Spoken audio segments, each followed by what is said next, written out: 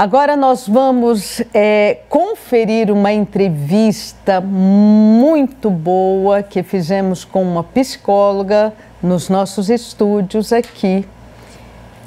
Veja só.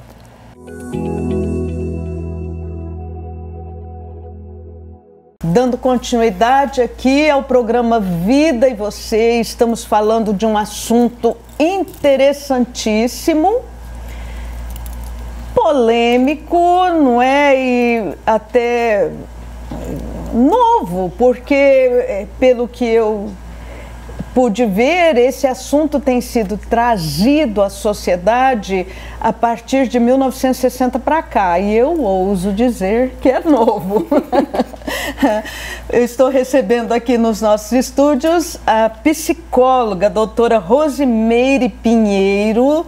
Tudo bem, doutora Rose? Tudo bem. Doutora Rose, né? Rose. Então, tá bom. Doutora Rose, esse assunto é tão, assim, está tão em voga hoje, as pessoas, parece que existe até um exagero em torno desse assunto.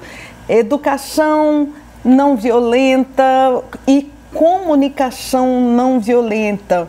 Eu queria que você desse uma definição para a gente do que seria a comunicação agressiva, não agressiva ou violenta e não violenta. Bom, a que a gente entende sobre comunicação violenta, né, é aquela que ela não respeita o sujeito, né, que ela agride o sujeito naquilo que ele é. Né, quando eu desqualifico o sujeito, quando eu não o vejo dentro da sua potencialidade, do seu significado. Então, quando eu desconsidero o sujeito, eu estou sendo agressivo com ele.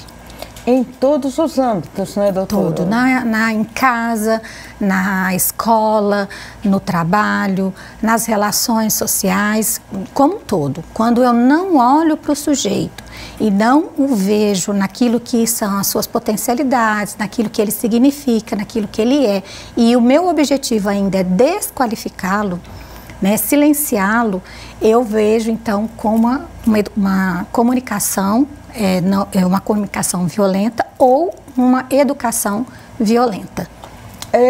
Está muito interligado com a educação mesmo, sim, não é? Porque a gente vê famílias em que as coisas não são conversadas ou comunicadas, elas são gritadas. Uhum. Não é? As ordens são gritadas e começa por aí. Educação violenta, doutora. Eu acho que não tem tanto a ver com castigo físico, mas com fala também, não é? Sim, sim. Primeiro a gente tem que entender, né, que é uma coisa recente mesmo, que se tratando de educação, de relações, de 1960 para cá, são 60 anos, né? Então, isso em termos de sociedade é pouco, né, para se aprender. Quando a gente diz de comunicação não violenta, de uma educação não violenta, eu preciso entender que eu vou partir de deixando um paradigma. Eu vou na contramão de um paradigma, que é o que a gente teve... O que é muito difícil. Que é o que a gente teve nas nossas educações, né? Na nossa educação. Eu e a senhora fomos educadas onde silêncio, o pai olhou, o menino murcha, o menino não tem jeito de falar, o menino não pode falar. O menino está na sala falando, o pai olhava torto, ele já sabia que depois ele ia levar uma peia, né? Que era desse jeito, uma peia, né? Ele ia levar um couro depois. Visita em casa, a criança para o quarto. Não podia participar daquele movimento ali.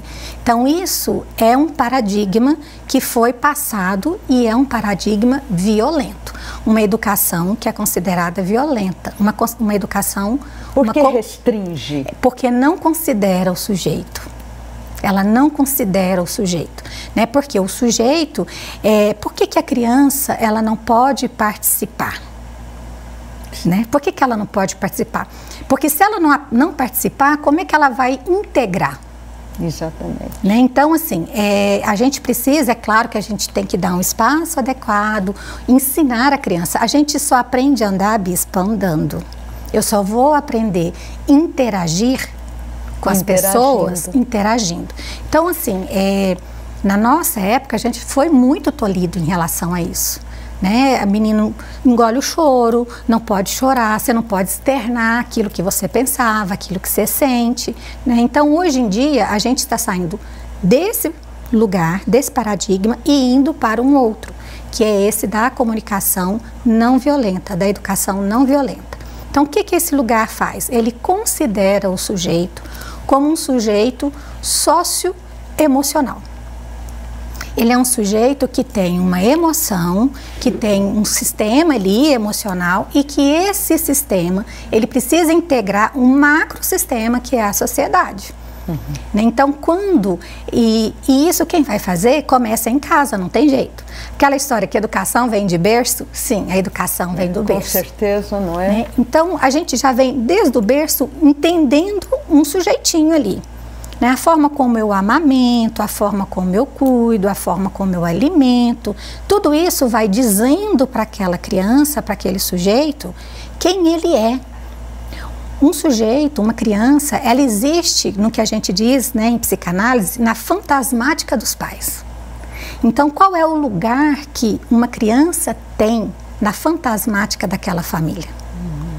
Então, o lugar que aquela criança tem nessa dinâmica familiar, nessa fantasmática, é que vai colocar, essa família vai dizer se ela vai ser educada com violência ou sem violência. O que a gente não pode esquecer é que, quando a senhora fala, né, sobre os exageros, é que as pessoas têm em mente que a educação não violenta é falar assim, ô lindinha, não pode, meu amor, não é assim que faz. Que isso, linda, meu amor. E a criança está derrubando a casa. Fulaninho, não faz assim, a tia vai ficar chateada. Não, não é assim. Eu não sou uma pessoa assim. Eu tenho um perfil de falar gesticulando, de falar mais alto, então eu não vou conseguir fazer isso. Mas eu posso falar de forma respeitosa com a minha filha. Não pode subir aí, minha filha. Você está na casa da tia fulana, não pode fazer assim. Isso é limite. O que as pessoas hoje confundem e vai lá para aquela história que a senhora colocou, né, no início, de exagero, de pensar que tem que ser permissivo, é justamente por isso que acha que tem que vestir e encarnar um papel. E não é assim. Né? Eu vou comunicar o que pode, o que não pode, o limite dentro de um lugar que eu vou respeitar a criança. A criança vai dar birra, eu quero. Ela pode querer. O que ela não pode é fazer. Exatamente. E cabe a quem? Não é violento. Não, ele é necessário. O não é necessário. Nós estamos falando aqui de educação infantil, da fala não violenta, e a doutora Rose colocou de uma maneira maravilhosa que a comunicação não violenta é aquela que considera o sujeito, o indivíduo, não é? E, doutora, expandindo um pouco a ideia, há pessoas que adoecem muito em ambiente de trabalho, por exemplo, porque um chefe é abusivo no falar. Sim. Né? Um chefe usa deliberadamente da comunicação violenta com os seus empregados. Você recebe pessoas assim no seu consultório? Sim. O que a gente vê muitas vezes de pessoas que precisam ser afastadas do trabalho por conta disso. E muitas vezes uma violência, que a gente chama, né, de violência passiva, né? A pessoa acaba com você cinicamente, sem fazer barulho. Né? Então, a comunicação violenta, ela desqualifica a pessoa, ela não deixa a pessoa, né, ser quem ela é. E por que essa pessoa que é tratada assim aceita? porque ela não aprendeu, ela não foi educada para estar numa sociedade e dizer não. Porque isso começa lá. Quando a criança dá birra, faz parte do processo da construção da identidade do sujeito, da birra. É criança sendo criança. É. Né? Então, uma criança está dando birra, o que eu tenho que fazer? Olha, eu entendo que você está... Porque a criança não sabe nomear sentimentos. Então, eu entendo que você está chateado, eu entendo que você gostaria de ganhar isso, mas eu não posso fazer isso agora, não tem... Né? Uma vez aconteceu comigo com a minha filha no shopping. Shopping é um lugar assim, maravilhoso, né? Tudo acontece no shopping.